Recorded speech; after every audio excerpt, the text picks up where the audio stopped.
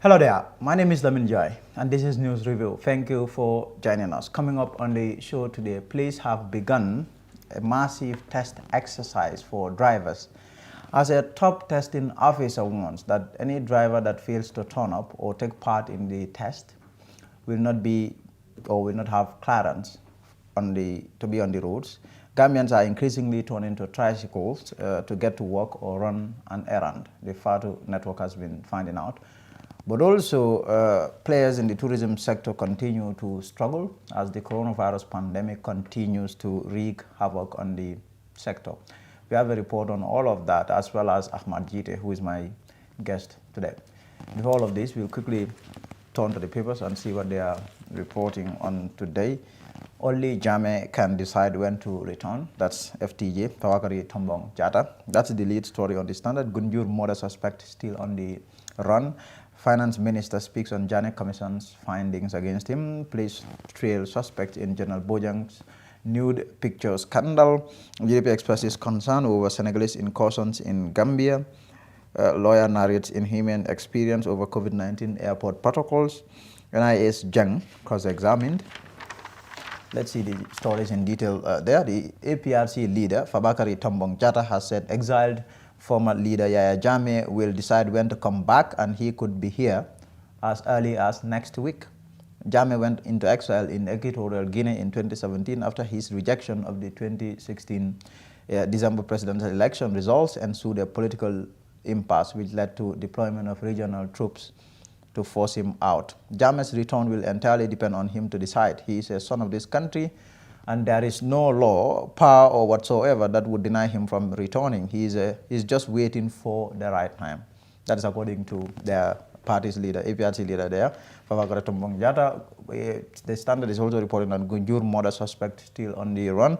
Contrary to widespread circulated reports of his rearrest in Senegal, murder suspect Buba Dramé is still on the run. The Standard can reliably report. Finance Minister speaks on Janet Commission's findings against him. The Minister of Finance and Economic Affairs has denied involvement in corrupt activities under former President Yaya Jammeh. The Janet Commission had adversely mentioned Mamburin Jai in many questionable financial transactions and advised the government to warn him against repeating these alleged wrongdoings. But speaking on For the People, by the People show over the weekend, Minister Njai said, I think as far as I'm concerned, those recommendations, I am not aware of the fact that it was as dirty as it was put. I went to the commission and I defended my position and I explained. One thing the commission didn't also reveal is the letter showed to me by the investigation which I have written to the government in 1997, drawing their attention to the way we managed our loans and grants. The commission even asked me how did I manage to highlight those issues at that very dangerous moment. This is why I am saying everything was not put out there for the public. So in the end, he is saying that he is innocent. That's the finance minister there, Mamburin Jai. Police trail suspect in General Bojang's nude picture scandal. The police are trailing suspects in Senegal, Europe, and the US as they widely report, as they widen the scope of their probe into the nude picture scandal involving a former diplomat and presidential aspirant, General Lamin Bojang. The Standard has learned. Let's see what the point is reporting then. FTJ says nothing can stop Jammeh from returning. I mean, they have the same lead story as the Standard there. Authorities determined to put Senegal bird flu at bay. Ex-VP Tambajang nominated for African Union Commission Deputy Chairperson. Foreign Minister receives new EU ambassador. UK French diplomat and veteran journalist Pap Sen. So according to the point today, as news of an outbreak of high influenza bird flu of the type H5N1 is reported in the Republic of Senegal, the Ministry of Agriculture, the Ministry of Health, and the National Disaster Management Agency and Department of Parks and Wildlife on Friday held a press conference at the NDMA office to inform the general public about what they are doing to keep the disease out of the Gambia. Ex-VP there, Tambajang nominated for African Union Commission Chairperson. That's the Deputy Chairperson role there. The Republic of the Gambia has named former Vice President Fatoumata CM Jallow Tambajang as the nation's candidate for the Deputy Chairperson seat of the African Union Commission. Well, there will be an election. She will be battling out with at least 7 others when the AU converges later this month and into February. That is it there for the newspapers. We'll be right back.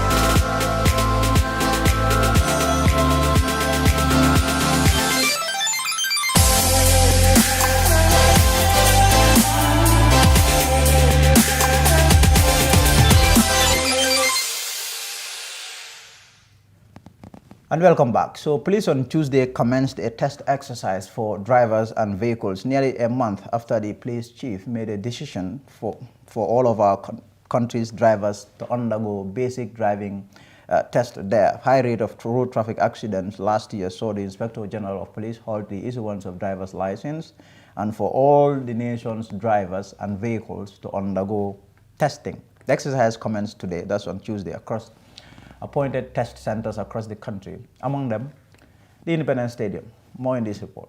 It was last year that the IGP made the decision for all drivers and vehicles to undergo a test as road traffic accidents continue to rise.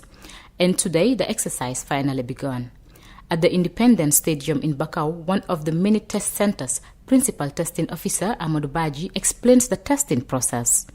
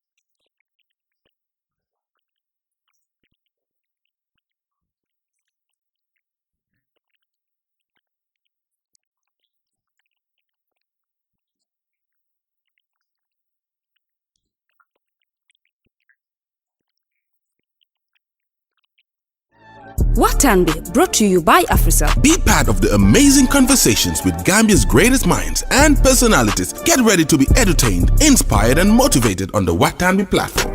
Plus, stand a chance of winning the shopping of your life.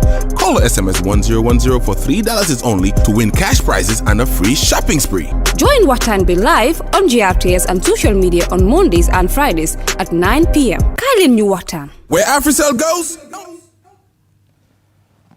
We have a technical issue there. That report, we're having a problem with the sound there. Let's move on to the next story. Then we'll try to bring it back if our technicians are able to fix that problem there. But Gambians who work or decide to run an errand are increasingly turning to what you call a tricycle. There is this tricycle taxi business in the country these days, and a lot of Gambians are now turning to it.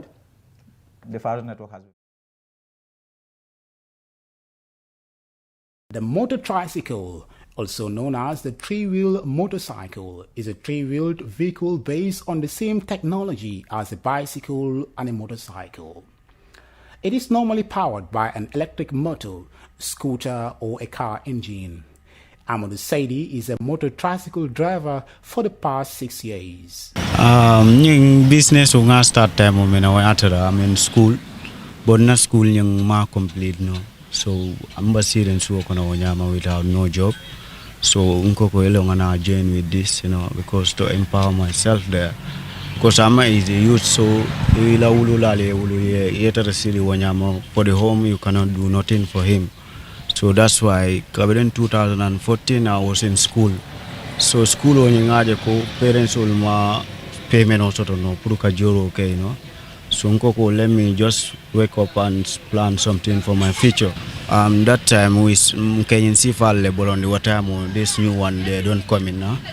So after then moto ala nada nyung kutam nyin all one all tinyata la already. So manna dul sorono pulke borandi. But cars to some people or to some Gambians is much more cheaper, reliable during rush hours. And due to its popularity in the country, it's beginning to bypass the normal yellow taxi cabs. Business onying alhamdulillah because nka company lang. So nka company la just siya soto jele at the next minute tolfanal nindo man ngo member say la suo kono nga samba phone. Nga parents will makoje and income fango makoje so then we cannot steal and then we cannot do something bad things for the country, you know. And the positives gained from the business. With the emergence of the COVID-19 pandemic, the narrative has totally changed for these bad car riders. Abdullah Jami is also among the few motor tricycle drivers in Bakau who took us through some of the challenges encountered in the business. Business in tanga jenyamendal abe taken in a good way because ndal kabirin dunda kono nganafa ko jamala soto je dal. Yes, ka kolya kul soto je ba ke fam because yalon tumando ka be mol fe me alon ko client difficult me alon ko la kul mandia so fananga soto je la.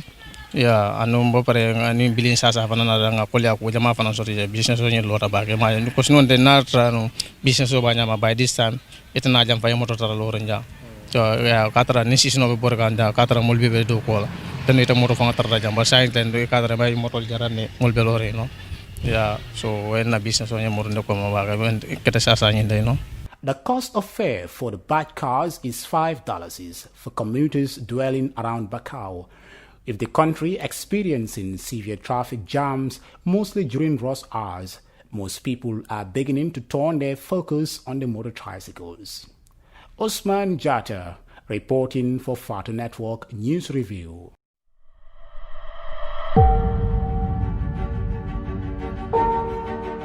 Imagine owning a home or service plot,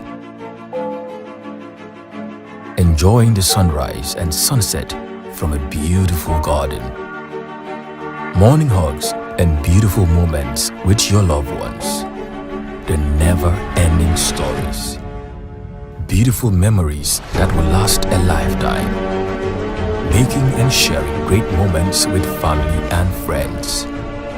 You can turn this into a reality. All you need is a tough home.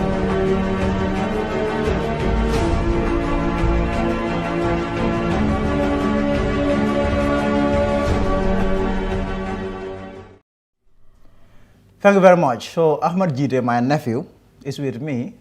He joins me in the studio. This is like his first interview since he flew into the country really to join the president in his tour there. He's my guest today. Ahmad, thank you for coming. Thank you very much, Uncle, for having me. Great. First things first. You nearly left the National People's Party. You were really frustrated about certain issues that were happening in the party that almost nearly saw you turn your back on the party. Tell us what happened. Thank you so much once again. I know this is our second one-to-one interview. I was here in 2019 or 18, and it was fantastic. Let me say hello to all the viewers, wherever you are. I am always very pleased to be here, to have a face-off with my great uncle. Don't deny me your daughter, because it's going to be tough. Well, I mean, in any family, human beings, when you have more than one people together, there is always 95% chance that there are fundamental things that you'll have differences on. These differences can be handled in different ways. So NPP is a family, like any other political party. I had some, as you would call it, frustrations, but, they were sorted out.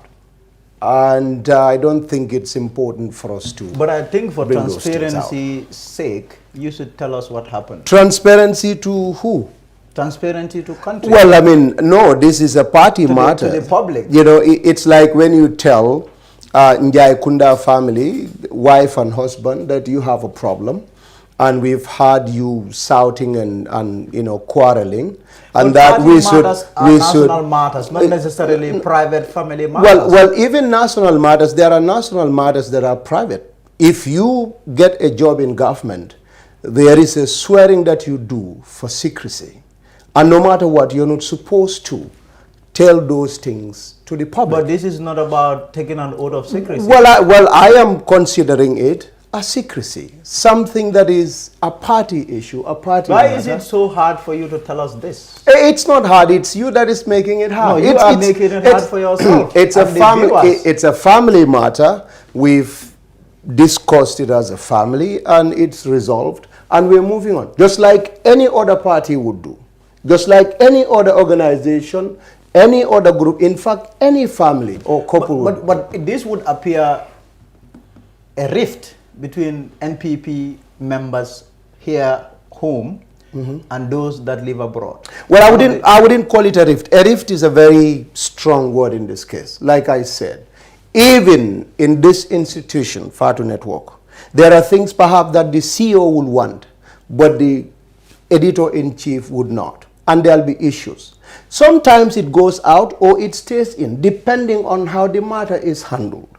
But that you wouldn't call a rift. So it's not a rift. It's a family misunderstanding, and it's resolved. And we're moving on with a huge wave of support towards winning the election in 2021 December. Let's talk about your transmogrification, I mean, you were the transition, you were a supporter of the United Democratic Party. And then at some point you have one family, but now two heads, and then they all went their separate ways. And then you decided to join President Barrow. You opted for President Barrow instead of UDP. And here you are, I mean, still a strong supporter of the president. But in terms of the president's political future, as a strong supporter of his, what do you see? In terms of what? In terms of success? In terms of success. Of course, I mean, it's out for anyone that wants to see, to know that His Excellency the President, actually I don't call him someone I support, we're together in this. I am not a founding father, because I'm young to call myself a father, if that would be right, but I'm a founding member of the National People's Party. So Barrow is the leader, but I am a member and a colleague in the party. I'm not supporting Barrow. I'm a colleague and a partner, in the NPP. Now, just to go back a little bit, I was in the UDP, as you've said. We were all in UDP, and of course, I'm sure you are aware of, some of the things I've done. It's out for anyone to see. When things turn sour, I mean, in the government, when UDP members, the leadership of UDP, were in government, I mean, there were rifts. Of course, you're one of those that extensively reported the matter. There were people in UDP, some former colleagues, that said that the day President Adama Barrow relieved Usenu and others of their appointments, that's the day the government will fall. I warned them. Usenu from foreign minister was appointed to vice president. And the day he was fired, let me not even say relieved, the day he was fired with his colleagues, one of his daughters, in fact, wrote and said, the end has come. A lot of them swore that the president has no one and his end is here. It's 2 years or so from that day. The president's number of supporters and membership of his party is increasing exponentially. So today they used to say that NPP is a party without grassroots, president without any support. We proved to them that we're genuine, and we're going to surprise you. And what happens at the end of the day? We went to buy elections. They went and supported Mama Kande. We saw them what it looks like to underrate someone that is serious. Kerjarga, the same thing happened. And now you've seen what is happening. Everywhere you go, people are coming in the exodus. So we have a very, very bright future in politics. So what I want anybody that is watching to understand is this is a political party with difference. It's not a one-man thing. It's a party for all of us, and we are moving in a direction that we believe is going to help and, raise the living standards of the average Gambians. So the future is very bright. Why are you using the word fire on Ousainou Darboe when you have your government, our government, all the time, whenever they sack someone, they will refuse to use that word. They will rather use relief. But here you are, someone who strongly supports this government, and you are singling Darboe out and you are using the word fire. Well, you see, you are bringing Darboe as an individual. And sometimes I feel discussions in this country should be much, much bigger than Darboe. He's an individual that without support cannot even be named as he is being named today. He has been having lieutenants. Some people died from 1996 in his party. Some died even outside of his party for the sake of this country. So, anytime people talk and people bring him, again, let me go back to this so that we'll move on to some very important matters that you would like to talk to me about. What is the difference? Relief of your position, you are kicked out of your office, you are fired, you are terminated. What's the difference? So it's just synonymous words. So he's fired. You said it on Darboe. It would appear that you are gloating. Yeah, I was very happy that he is fired because he was undermining the president in every way possible. Yes. He was undermining him. He underrated Honestly, him. He had no respect for him and his position. What evidence was there? What evidence was there to show that he was undermining the president? President, first and foremost... Did you lay your hands on that First and foremost, the first year anniversary of the coalition government, Ousainou Darboe in person called some MPs and told them to not attend President Adam Barrow's first year anniversary. That was where the problem started with some of these 8 MPs that he had fired. They refused. They told him, "Why? How can you do that? You are going to go there. Why are you asking?" Did you get your hands on that evidence? Look. I mean, well, there are MPs that when you ask, they would tell you. These are MPs that he called and he spoke to. What if they lied to you? Well, these are people that are as genuine as you would see anywhere. So, the kind of things that Darboe did in government, there was European Union loan grant funding of about 120 million euros, which was meant for solar electrification of rural hospitals and health care facilities.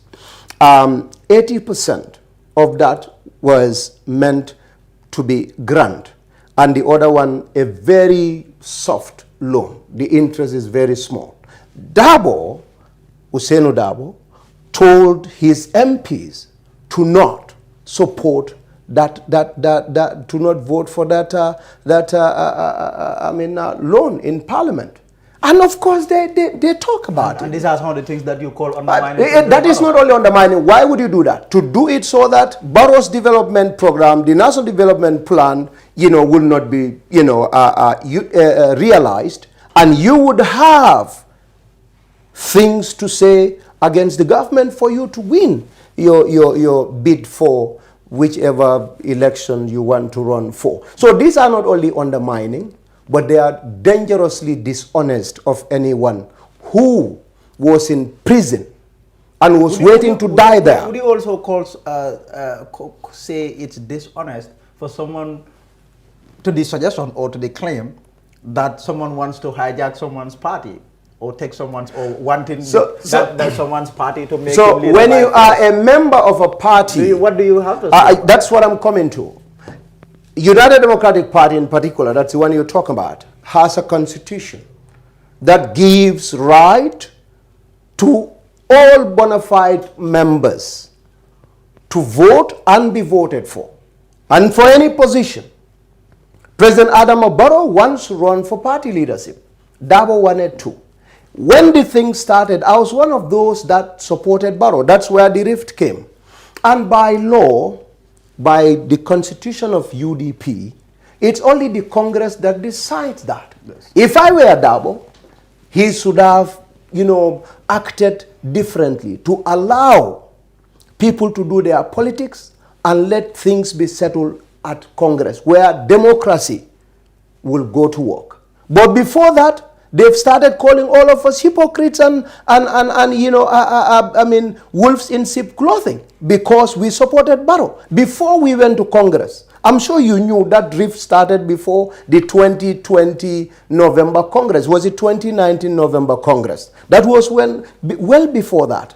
And that was dictatorship. That was imposing oneself on people, and we would not accept that. And we've made this very clear. You can own UDP, and he said that in a speech at that Congress, that there is no doubt, and anybody that is sane will know, that Barrow is the president and is the one in charge of the country. But anyone that is not sane will also know that he is the one in the leadership and in charge of UDP. And that was a statement with very specific meaning. Send to people that it's either me who send or no one else. No, and Uncle Njai, I would appeal for this. I mean, like I said, Gambia is way bigger than Dabo. Well, you've said a lot on Dabo. I was today, surprised that you went that far.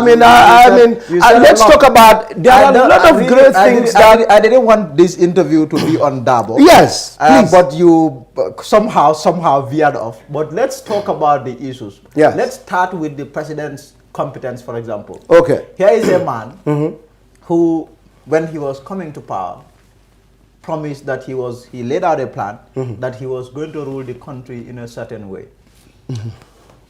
Someone who, to the extent, said, well, I have all these generals, these are my people, these are the people that I'm going to work with. And then, all of a sudden, he took power, and then this 360 degrees U-turn.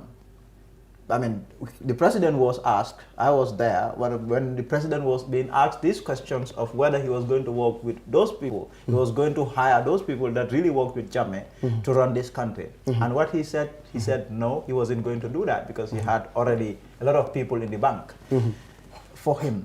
And then this U-turn by the president about face, he came and then started hiring hands that really, why would that surprise you? Again, the problem is... But I am asking, my question is, why that U-turn? Why did the president decide to veer away from his initial way to run the country? So first and foremost, we say things out of goodwill. We say things based on the good intention and the views we have about those we're working with. When the president was coming into office, like you know, we had a coalition, part of which UDP is very key, and a lot of key positions, including the Ministry of Finance, which at the time was the engine. Without settling matters in finance ministry, there wasn't going to be anything possible in the president's transitional government, as you would call it.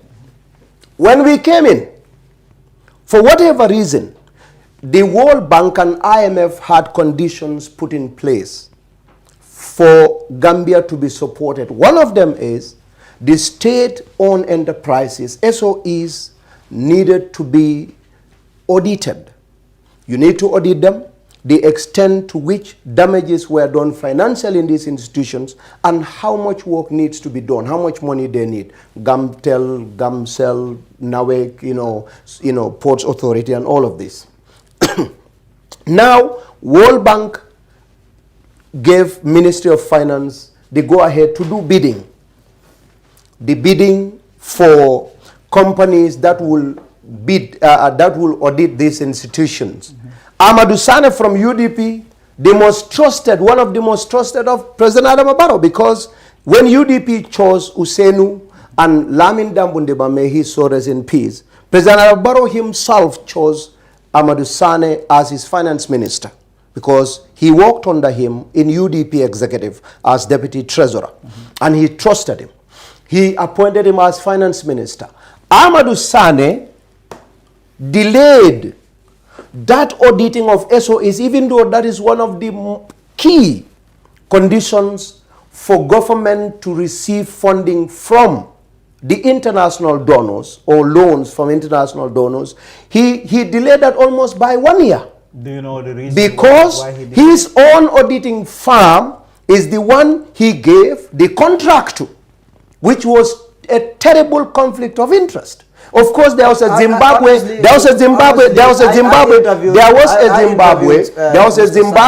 international auditing firm. Amadou Sane gave it to the local one was Amadou Sane's. Whatever Amadou Sane would tell you. In fact, the guy at World Bank. But this was an open bidding process. Which Amadou Sane had no role. He didn't sit on the committee. I interviewed him maybe 2 or 3 years Of course, ago. that is, you expect him to tell you something else different. But this is not just from him. But I spoke to sources, and what I understood was that Which even sources? the committee, Which sources? even the committee set up by the Ministry of Finance, Amadou Sane had no role to play. But this is his company. This was an international company that won, but when the international company came, it chose a local firm. The international company did not choose. The bidding was, had to be partnership. There has to be a local auditing firm. So it's not the Zimbabwe International Company that had to choose a company on the ground. No, so the bidding process is all one. Look, this was in fact, up to the level of IMF, there was this Senegalese guy up there in New York. Amadou Sane, if he would be truthful, would tell you that that individual himself sat him down in New York when they went there and told him, look, you have to remove your company from this bidding process because it is clearly a conflict of interest. You cannot do that. He still refused. So he delayed us. Now, if President Barrow as the leader is the one that these people, and I'm coming to the point. That you're asking. If President Barrow came to power believing that these are the people that will make him realize his dreams, then he was in a big trouble. And now understanding, and some of the things I told you about lawyer Ousainou Darboe's acts, what would you expect? When those you trusted betrayed you, go for those that you think will help. And when he left, Amadou Sane was removed. Mamboure Njie came. By the way, I'm not a fan of Mamboure Njie. I don't hide that. I don't support his position as Minister of Finance. Within months, everything was done as it is supposed to be. And in fact, that's not the only thing. Exim Bank of India was also supposed to give us loan to help, with the water pipes in Greater Banjul area because they were old. The last time these water pipes in Greater Banjul area were fixed was in the 60s, before Jawara even. So they were supposed to fix them. That loan issue also, Amadou Sane insisted on some very, very bad stuff. All these were just to delay, for whatever reason known to them. And now we have realized that, of course, this gentleman that had so much hopes in them was just seen as some clueless, like they invented the words. So if he had to fire them, he got these people, they came, what are they doing? They are working very, very, very hard with him. And we have achieved a lot. We've gotten a lot of support from international community and from the local level. We have mobilized so much resources with the help of the finance minister and of course the permanent secretary who is now the governor of Central Bank. We have so much money and we are building roads. So working with Yaya Jammeh is not enough to stop someone from working, because there were people who worked under Jammeh and did certain things that were not deliberate. You've watched TRRC. There are people they are going to pardon, even if they had killed. Probably. Because the situation was so messed up that you dare not even refuse. People are left without choice. And those very people that were withdrawing money for Yaya Jammeh in the bank that we accused, how many times have you had them withdraw money from central bank? There's just one account. Alaji Sise will never go and talk about money for government today. Almost 5 years. Mamburenjai almost 3 years. It's never. So the problem was not the individuals per se. The problem was leadership. And we have change of leadership. And we're moving in a direction that we think we need to do. And these people that you are calling Yaya Jammeh, look, we're all Gambians. I think it's about time for us to understand that mistakes are bound to happen. People are not perfect. We need to forge ahead. We need to. But in a country where people are not ready and willing to accept their mistakes, to own up to their mistakes, what do you do? I mean, what country are people not ready to own up to their Gambia, mistakes? for example. No, that's not true. That is true. That is very true. I will tell you why. Here is a president with all the revelations that are being made at the TRRC about the former President Jammeh. You have his supporters still saying that he's innocent. He didn't kill anyone. He didn't do anything. So that is what I'm talking about. So that it's only in the Gambia. Those are not people that commit these crimes, and they have nothing to own up to. These are totally different things. If you are my supporter and I commit a crime, accepting it or not accepting it is a choice. Now, I personally look at some of those people and I feel very angry, just like you. But then, they are not the people that make those mistakes. What I'm saying is, you even have people who went to the TRRC and then lied. Well, and then get caught. Well, you've seen that too. Well. So what do you say? Well, again, now you are bringing specific issues. Yes, I'm giving you specific examples. Fantastic. Now, for those people, their matter is left with the commission, because as you know, the commission is given the power to deal with these matters. Personally, the reason why you would hear me talk about stuff, but this commission issue, I hardly talk about it because it's an ongoing matter, and they have objectives, not just one. They want justice to be delivered, but at the same time, they want reconciliation, because we have a huge divide. You know how much support former president still has in this country. Yes. And every genuine Gambian will want to live in peace with the neighbor and the friend. We had problems yesterday, but then the TRRC's objectives are to bring out the truth and reconcile Gambians. And as far as I am concerned, they are doing an amazing job. Those that feel they are lying, TRRC is going to deal with them when the right time comes. I'm sure they will recommend. Let's also talk about the president's advisors. I mean, but before we get to that, I want to ask you this. I mean, when the president was going about freshly, newly, tapping people for various positions in the country, the one person that you felt was competent to the extent that you waged this huge, massive campaign for him to stay in his role, even whereas you had this massive rebellion against his leadership at the Social Security and Finance Cooperation. You were there all the time defending this man, championing his cause to the extent that he was returned to his role. And then the president sacked him. And then you were not happy about the president's decision. What do you have to say about the fact that this is the one man that you trusted the most, that you find the most competent, yet the president returns him to a role and then sacks him? You did not agree with the president's decision.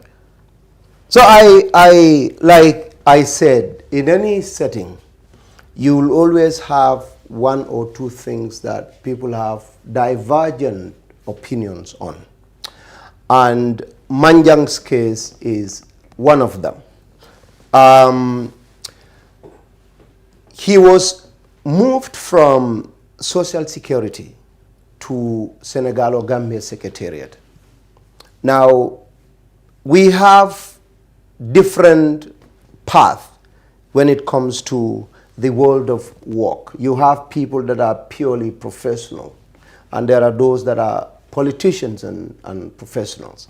And let me tell you today that President Adam Barrow is one of the admirers of Mohamed Manjang, because I have the honor to discuss with the president about Manjang, and hopefully this Sunday I will have the honor for the first time to go and officially meet Mohamed Manjang. A lot of people think that he's a brother, he gives me money, but officially I will this Sunday I'll go to him for the first time to meet him.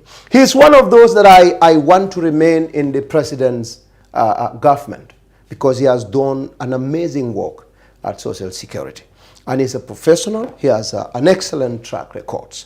Now, president as an individual, there are so many people around the president. Some excellent, some good, some very good, some not so good. That anywhere you go to, yeah, that belongs to some not so good. Yeah, I mean, in that case, you would have people that will have perhaps some interest. You understand? So, and all these people probably have access to talk to the president. For whatever reason, not known to me, the president feels, as the commander-in-chief and the person with hiring and, you know, transferring and redeployment authority, they deployed Mohamed Manjang from the position that he was in to another position.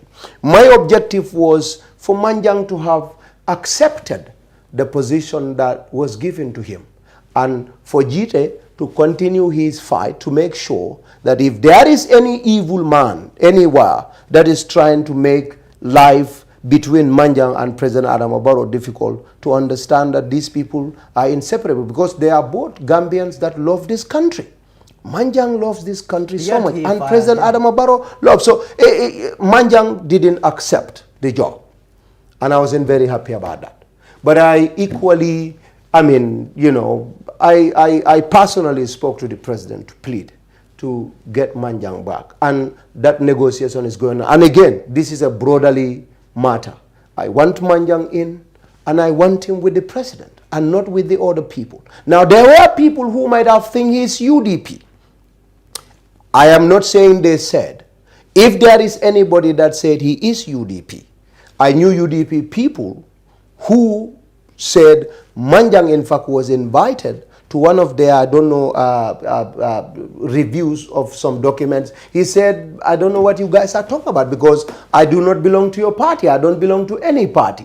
So I was very sad to see the two apart. But I continue to appeal, to engage, to make sure his expertise is tapped into to continue to help this country. He's an amazing professional. Now, professional world, the disadvantage is in politics. In politics, we all know the rules can be bent. That is in politics. But in a professional world, it's like a dry metal. So if you have an individual in a world that is like, I don't care who you are, I don't care who you are, I don't, you know, so if you have such an individual in an environment that is political, it's tough to understand, you know, the individual. Probably, I'm not again saying this is the president, probably there are people around or people in the government, in fact, this one is true, that owe Social Security money. They took compound, they owe Social Security money, and Manjang was going after them. I know, not very senior, but people in government. And perhaps some of them maybe said some things or certain things, I'm not sure. But I know the president did the transfer in good faith. Manjang didn't accept it in good faith. But I want them to come back together. But one thing I can tell you, they are brothers. And Ahmad Jite, in fact, the president, Nikaeko Manjaga, Jitaramo, he acknowledges that. Of course. He knows. They are both my big brothers, and I know they both love the Gambia, and I'll want to see them come together and work for this country. What do you make of the president's advisors, Ahmad? Because, I mean, if you look at the president's inner circle, those that he took advice from, those that advise him, who advise him. You have, I mean, people among them really who you have claims being peddled about them of people who cannot even advise themselves, let alone the president. And these claims are coming from people, in fact, who even stood by the side of the president, people who know how government is run. And really, government or running a country is not, it's a serious issue. And in such a situation, you need people really who are competent, people who can advise you, but just people who would just be around you to not, you know, add any value. What do you make of the president's advice? Do you think the president is surrounded by competent, really competent advisors? I know people that are very competent. And when you say advisors, you know, the president has too many advisors. Justice Minister advises the president on legal matters. Interior Minister advises the president on security matters. Defense Minister advises the president. Finance Minister advises the president. I'm talking about those he interacts with on a daily basis. He interacts with his minister on a daily basis, either on phone or by full contact. Alaji is a chief of protocol. They advise the president on. Not necessarily. Now, which advisors? Which advisors are you talking about? The president has political advisors. The president has advisors on investment business. The president has other advisors on other matters. He has a special advisor. I'm talking about these people. These are the people that he interacts with almost on not a minister. A minister comes to the president only when there is an issue, or the president calls him and says, I need you here, or there is a cabinet meeting, which happens every Thursday. Not necessarily. Let's take, for example, Honorable Musa Drame, who is a minister of local government. He is also a politician and a member of NPP.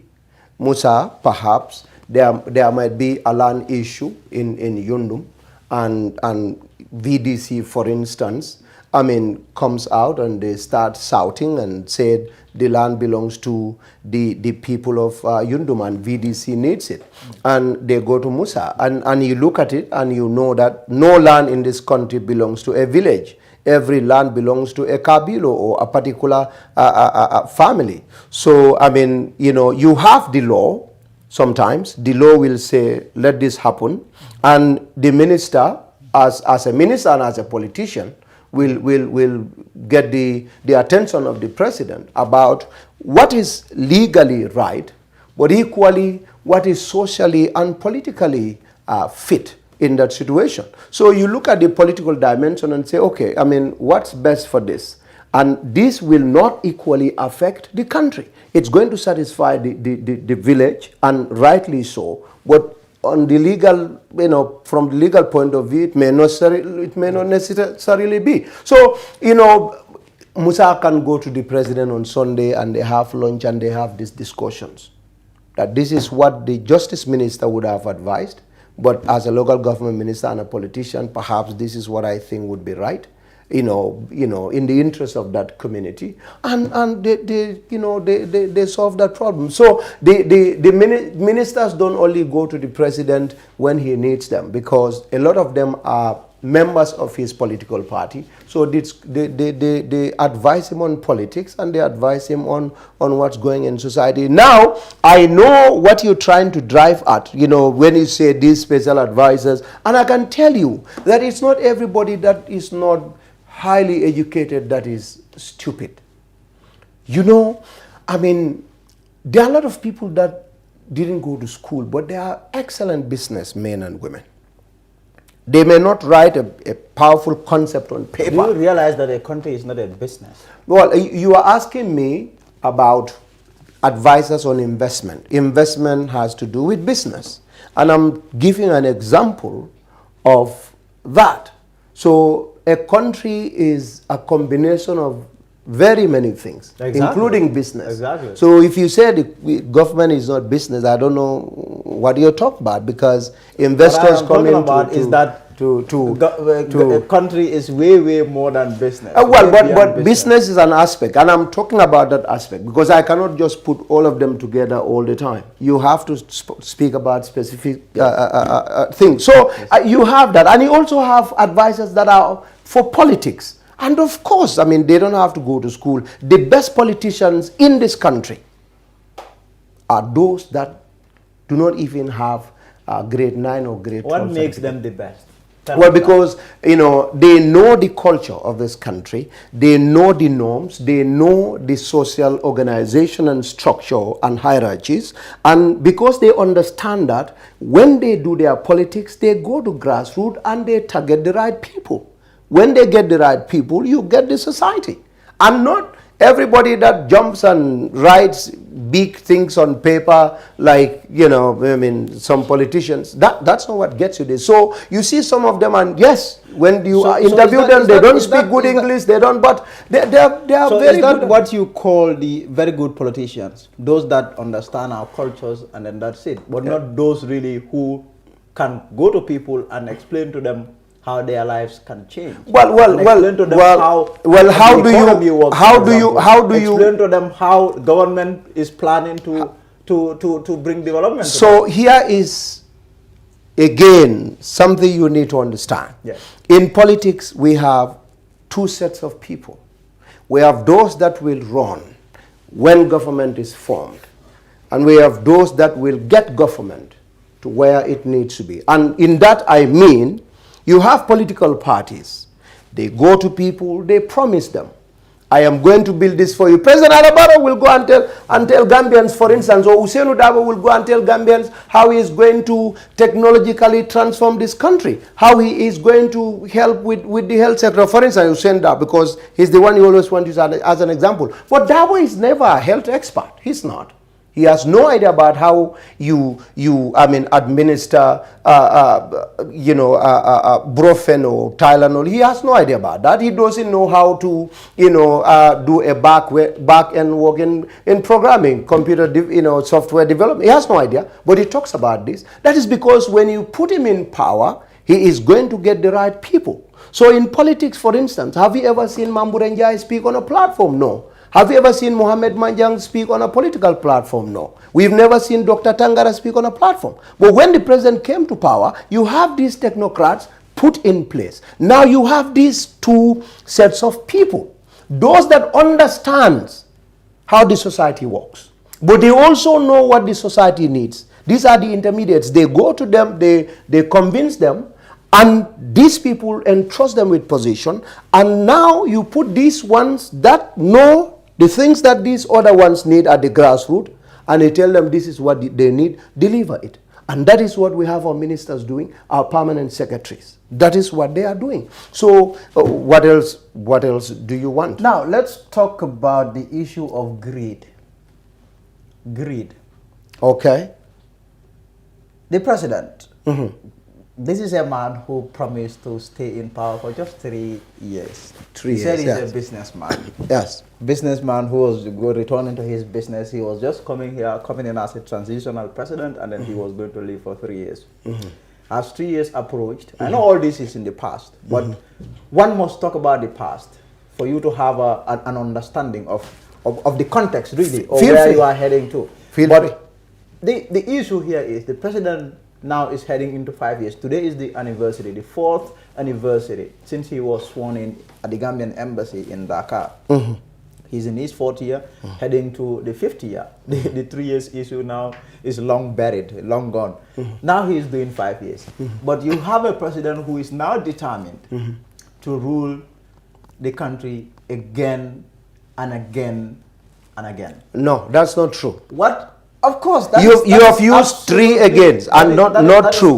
And so here is the president that once ruled the country again. That is like another 5 years. Again, that is 10 years. Yes. And again, so that's why you're talking about. I mean, that's not true. I interviewed your people. That and they told me that NPP is doing 70 years. Well, when they say 70 years, they are not talking about the president. But so long, in the leadership, the indications are all that so long the president is alive, hale and healthy. That is every indication that he is going to be the same person that NPP that is absolute rubbish. There is no element of truth in that. Clearly, a party that has not even gone to Congress yet. Yes. Yet its members are saying the president, they stand on public platforms and say President Barrow is the flag bearer. When there is no election towards that election. But now the question is, the question is, why the sudden change of heart? Someone who was not interested in power now wants to do, run in this election. A lot of factors. Okay, go ahead. Number one, the president, as you know, wasn't very much of fair with what was happening in government. Yes. He was a businessman, like you said, trusted people around him that he would listen to, and they took power. They had very little in the covers, and a lot of chaos, and a lot of promises were made, transitional promises that the coalition agreed upon. One of them was, we'll deliver a new constitution before the president leaves. We will, account for the former president's wrongdoings financially, for his wrongdoings in terms of human rights abuses. Yes. And after that, we will dissolve the government. But then, there are a lot of, how would I say, obstacles to these. First and foremost, TRRC is still on. The promise was, we will do justice. We will, account for all these human rights violations and reconcile and all of that. It's not finished. The constitution, we will deliver a new constitution. It did not happen. There's a problem. So there are a lot of unforeseen things that came out, but major among them that I want you to know, at the time of the president's 3 years, Dabo would have been the vice president. He was the vice president. Yes. Dabo was never a man that was interested in, 3 years when he was in power. Constitutionally, the president can resign. He has no other powers. The only power he has is to resign voluntarily. I've resigned. If he resigns, the vice president by default becomes the president. Will you impeach him? By law, no, you cannot. You cannot impeach a vice president. How would you conduct an election? Yes. When legally, when the president resigns, vice president will be sworn in as president. If he said, I'm not, God damn you, I'm not going to resign, what would you do? There's nothing you can do. So that is impossible. That's number one. At the time too, within 3 years, how would you conduct an election? Let me finish this. Let me fact check you. I'll allow you to finish, but I'll fact check you. By the time the 3 years was up, Dabo had already been kicked out of government. So you cannot say that Dabo would have been vice president. That is totally incorrect. But now, Dabo was not sacked. Dabo was sacked in March of 2018. So Dabo okay. You can fact check. That's fine. Yes. But then you know that Usainu Dabo was never in for 3 years. He was up for 5 years. I'm coming, and you have to do. He has everything got to do with this. What does Dabo got to do? Constitutionally, but legally. But clearly, Dabo had no control over. This is the president. He had every control over the president. No, at the time. Of course, look, let me. Okay. Is that what you are saying? If you ask your question, let me finish. Allow me to answer my question.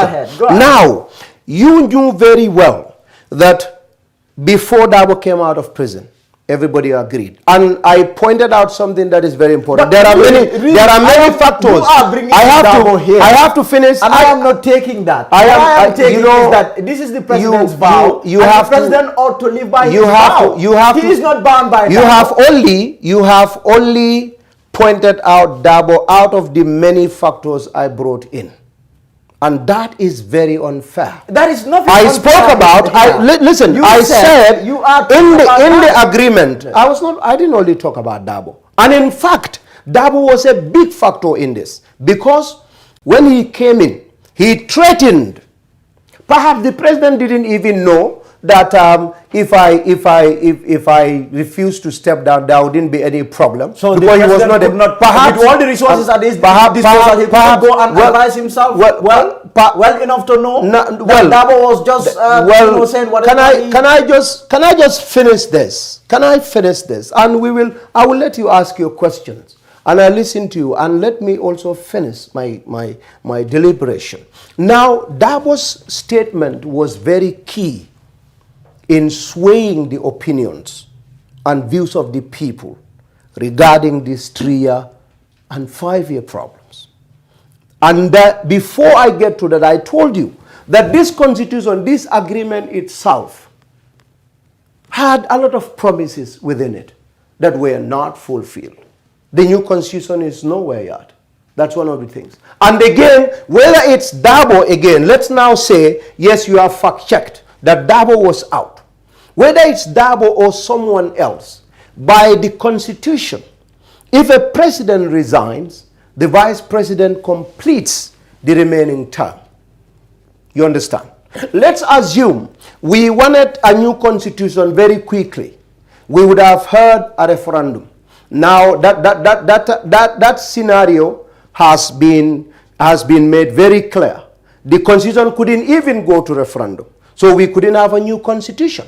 And Gambians want to go to polls with a new constitution. At 3 years, we wouldn't have gotten that. But where do we even get that money within that 3 years to again go out and just put the country in a mess because we want a new election? What kind? And the country is so fragile. The country is so divided. Yes. Let's assume we go to elections again before 5 years, and here we have APRC coming to power. What happens to our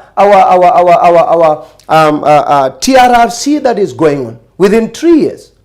As we move on, a lot more people realize, and they continue to realize, yes, ex-president was wrong. Let's move away. But 3 years, things were very different. And so I believe that the coalition made a mistake to make the transition 3 years. And I said this long time ago. We would have accepted, and in fact, the coalition that came to that agreement agreed again that in fact we would allow the president to go for 5 years. And that ended the argument. If you had, let's say the coalition had agreed 5 years, still some of these reforms that the president had all the time wanted to put across, still they are hanging in the air. The draft or new constitution, if you like, well, is shrouded in too much uncertainty today than ever before.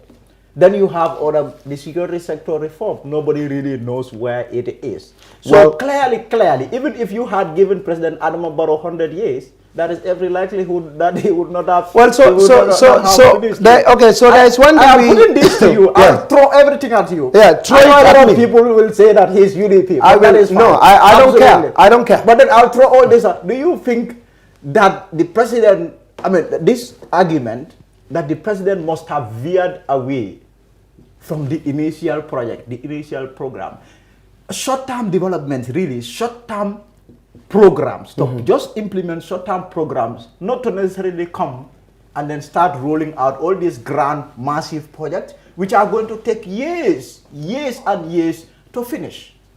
Well, like I said, we had a lot of problems in this country before the coming into power of the coalition. They had agreements. We wanted to remove a leader. That was Yahya Jammeh. What they agreed upon, in fact, all of them were people that never worked in a government except for OJ. And when they came in, nobody was prepared for what they found in. And to make this thing very simple, like I said, it was the coalition government, the parties that came together and say, we are agreeing on 3 years. Yes. And after the president came to power, they looked at things and they came together, and I'm sure you're aware of that, and they said, let him go for 5 years. And he's going for 5 years. Why are we making it a big problem? And now he wants to stand and then win. Yes, and that is his constitutional right as a citizen. And that is now, legally right. That will take us to our next topic, the new constitution. I mean, if there is anything that this transition coalition government was anchored on, has to do with the country getting a new constitution. Yes. This was on the top of the list. Yes. He promised this, and then while this document was traveling, it got murdered, if you like. They say it's not that. Some would say political pundits have various ways of describing it. But when it comes to the draft, what we have seen is that its failure at the National Assembly was caused by MPs that are loyal to the president. These are MPs who all the time had expressed their reservations about this draft. Well, there are very many reasons that they have advanced. But not just that, what we have also, while this was happening, we saw cabinet, the president's advisors, every now and then coming out publicly to say, we don't want this, we don't want this, we don't want this. And one thing, in fact, if you see the new process that has been rolled out, the so-called dialogue process, if you look at this, one of the most contentious issues, in fact, it is the one that ranked #1, has to do with the issue of this so-called retroactivity. The draft constitution is saying that the president will be allowed to serve for only one more 5-year term. His current term would be included. This is where the bone of contention, this is where the problem lies, clearly. And the president had all along been there when his ministers were rejecting this. The president had all along been there when members of parliament who support him are expressing their reservations about this.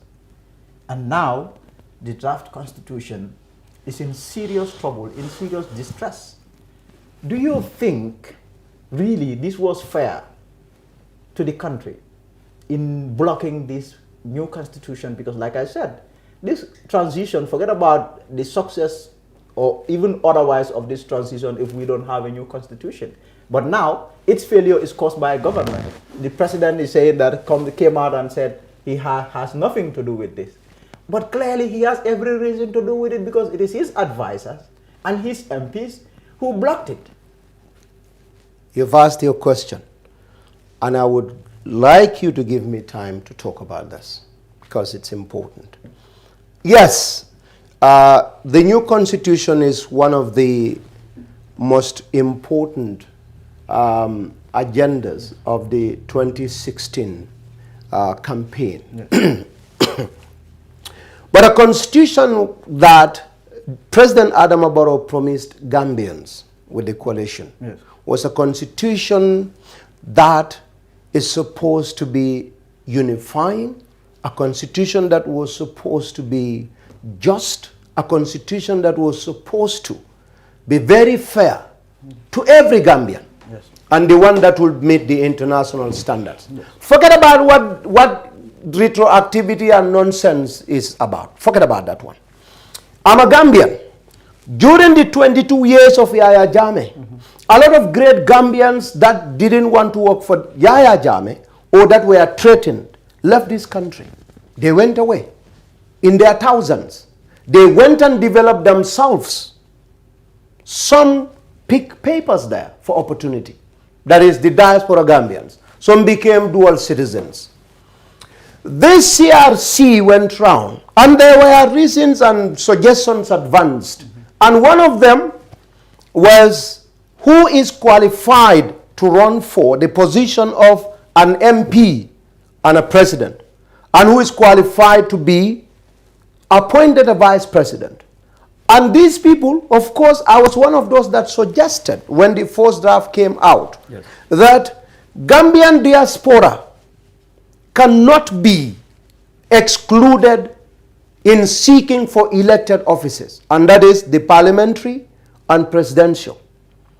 In the draft constitution, it says if you are a dual citizen, you cannot run for president, you cannot be a vice president, you cannot run for MP.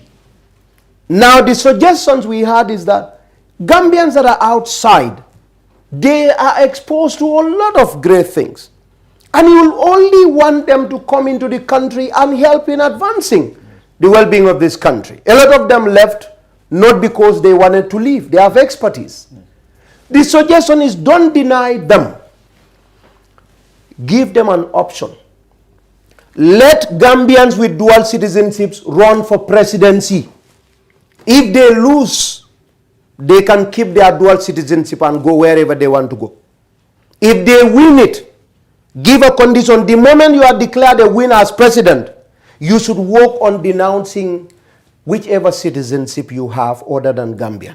Do the same thing for the National Assembly. Who holds the president, somebody who has been elected already, who holds him accountable? Well, I'm talking about laws. Bro, we're talking about the Constitution. Put it in the Constitution. We have seen people run roughshod on all constitutions. Well, if you do that,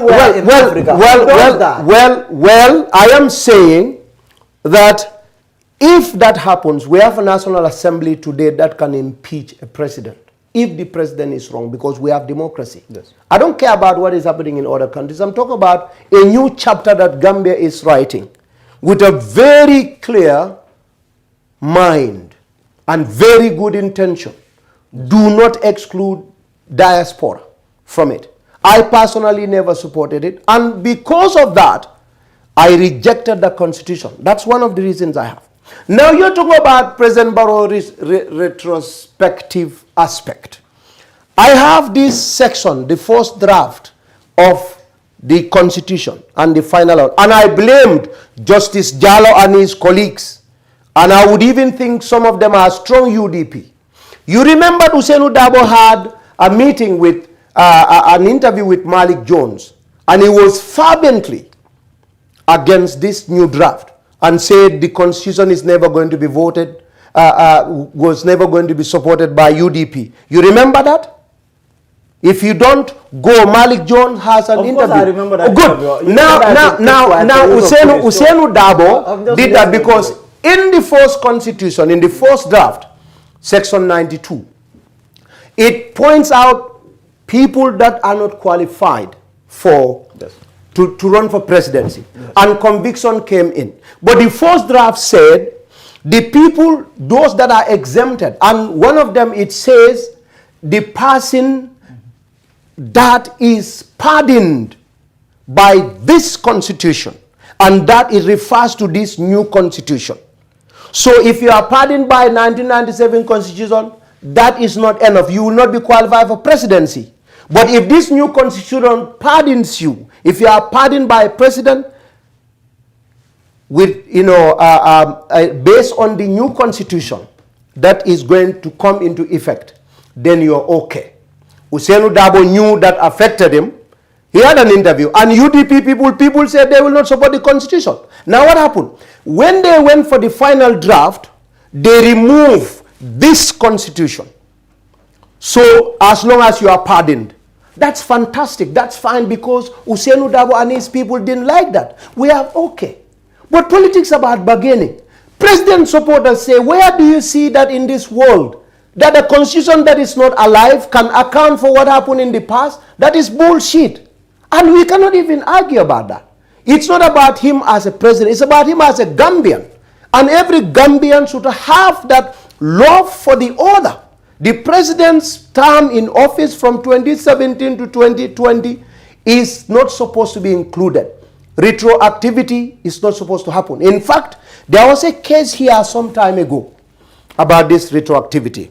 One of the leading female lawyers had a case in court, and Yaya Jammeh knew that his people were involved. I'm not going to name the person.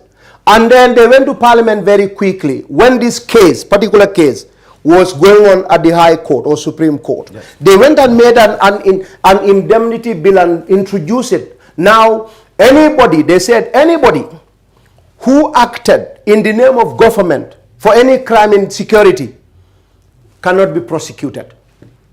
Yaya Jammeh brought that in. At that particular time, there was a case going to Supreme Court. Yes. And when it went there, they wanted to use that lawyer challenged, and Supreme Court accepted that. They said this individual is an interested party in this, and retroactivity cannot be applied. Now President Adama Barrow is an interested party in this matter. You cannot make this retroactive, and in the interest of international law, customary law, in the interest of law in general, retroactivity does not occur. You don't do it. Certainly it happens. It happens. I interviewed the chairman, and this is somebody who is a Commonwealth. Chairman, look, I'm not going to, tell me in Gambia's history. You are no expert in constitutional. I don't care if I'm an expert. What I care about is Justice Jallo. Okay, go ahead. But I'll tell you this about Justice Jallo. Yes. He has failed Gambians, and he should be ashamed of himself. I never wanted to say this, but I'm going to say this today.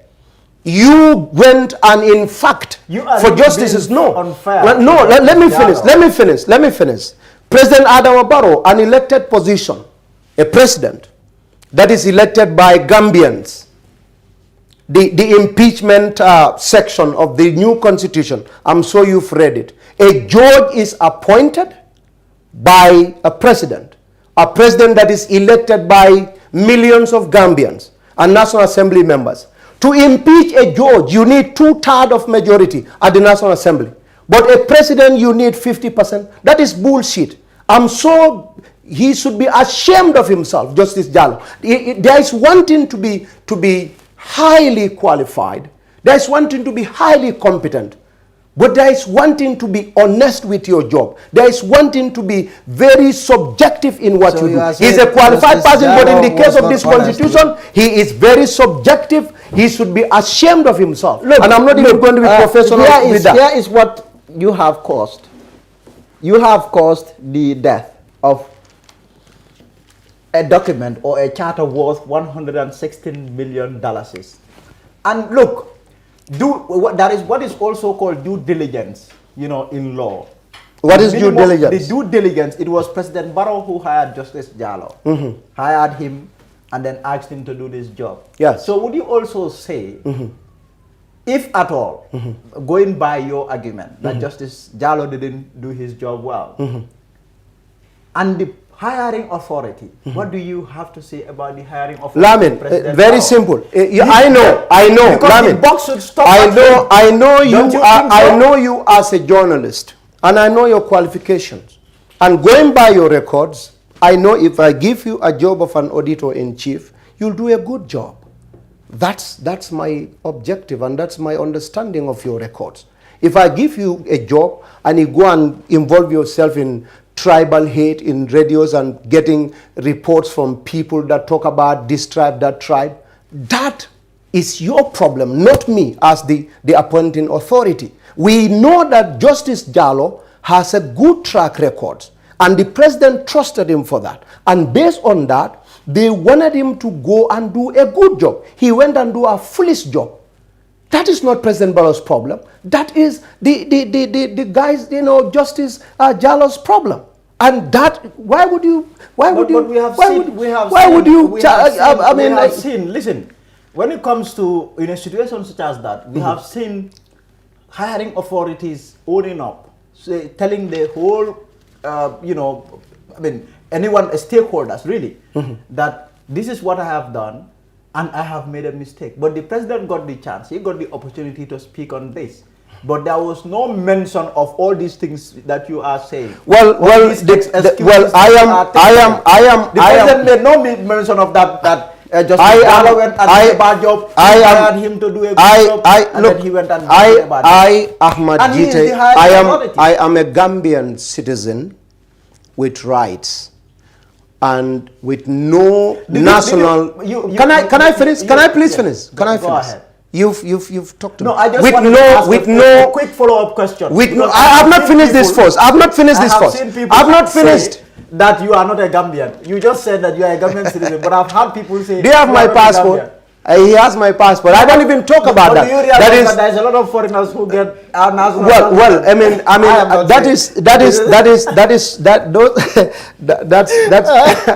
I laugh about that, and I'm glad you bring that, and that's nice. But let me going back to this situation. I'm a Gambian, just like no, not even with regard to what you're saying.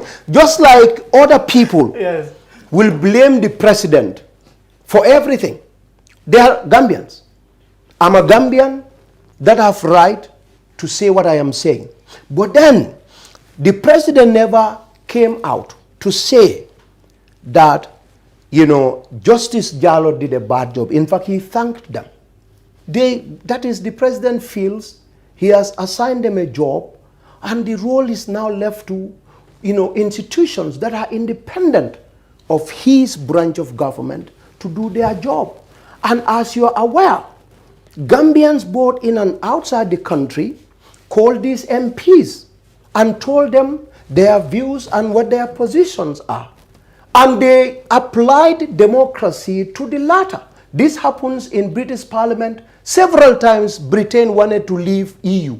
They failed several times because of, you know, what the MPs decide. Yes. Anybody that blames this on the president must be very ignorant of democratic process. Now wait, because the National Assembly is an equally important and independent institution in government.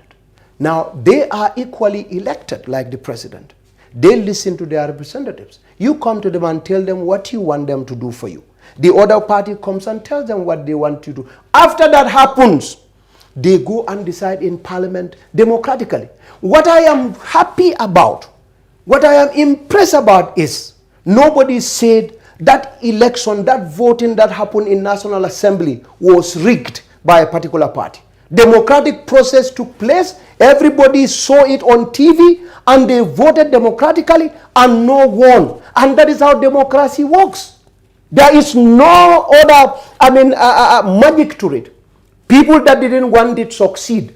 Anybody that brings in any frivolous excuses is doing it just in the interest of their whatever you call it. But we went to the polls. We knew it's not in our favor. We didn't like it as Gambians, and we push it. Christian community never liked this constitution. You guys are not talking about that. They had a lot of issues with it. Them extensive fantastic, and you know, and they MPs. Yes, and you know, MPs who never even mentioned the name, the issue of Christian. So of course, sometimes it's of course. So the problem is I took them to task for that. Fantastic.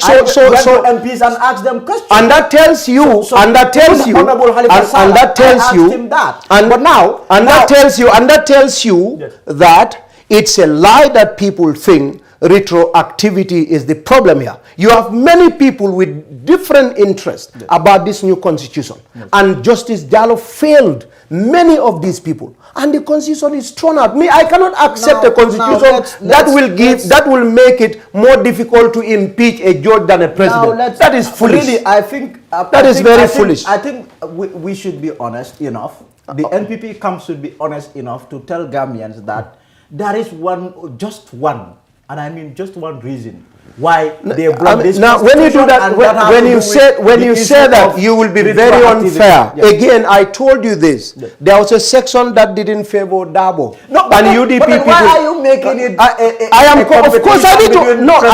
I am comparing. This is not a competition. Yes. I am talking about. This is not about Dabo. Now, can I finish this? Can I finish, please? We are talking about different parties with interest. Dabo Camp was not happy about the fact that you can only be qualified, you can only be exempted from the conviction clause of the Constitution if you are pardoned based on this particular Constitution. They were not happy with it in the first draft. I think and that was removed. No. You are not understanding it. So if that happens, you have to listen. You have to. You don't understand it, and I need to tell you this. I understand now, if that part is changed, if that draft in the first draft, section 92 is changed to suit Dabo, why wouldn't Gambians understand, or the CRC understand, that retroactivity can also be removed to suit Adama Barrow and his supporters, and we move on? Good. Why can that happen? Now let's talk about, because clearly what you have done. So what is honesty about whether this? you know it or not, what you have done, because clearly the perception is what against have you. what have we done? The perception is against us. That is the biggest. That is the perception is not against us. And there is this thing you started talking about, that 136 million. No. You mentioned it, and let me tell you just shortly. Let me just tell you that. You see, elections. You as a statistician, when you talk about stuff, to know whether something is good or bad, you have to compare it with something to know whether it's good or bad. An example is the Kenyan election. There was an election that occurred in Kenya, and it was challenged at the Supreme Court. You are talking about 136 million. In that election, you have almost a billion. Billions of shillings. But then in the Gambian law, when you go to elections and spend 35, 40, 50, 60 million dollars, an election had irregularities, when the party that is not satisfied puts the matter to court, and Supreme Court finds reasons, and they find proofs beyond reasonable doubt, they can annul the election. That is by law. They can annul the election and fresh elections be called. To hell with how much money you spend. That is the law. If you win the election and it's rigged and Supreme Court decides, hey, this election is not fair, people don't say, no, let's leave this president because Gambia has spent 150 million in voter registration and election campaign, and so because of that we cannot. The same thing applies to this constitution. They did a bad job, so the money that is spent in it is part of the process. That is the law. Fair enough. Now, the government came under pressure. Pressure everywhere. You could see the African Union, well, the ECOWAS Commission, President came, the European Union, all your development partners, you could see them standing by this new constitution and the fact that it needs to be triggered. The project needs to be implemented. What happened? You rushed. You realized that this was really... Who realized that? The government realized that this was really a okay, non-starter. Ask your question. Shooting the constitution down ask your question. wasn't a very good idea. And you decided to find a way of bringing it back. And then you cobbled this dialogue process. You invited Jonathan. And Jonathan said it was President Barrow who invited him to come. Just allow the question to come. And then you will have an opportunity to answer.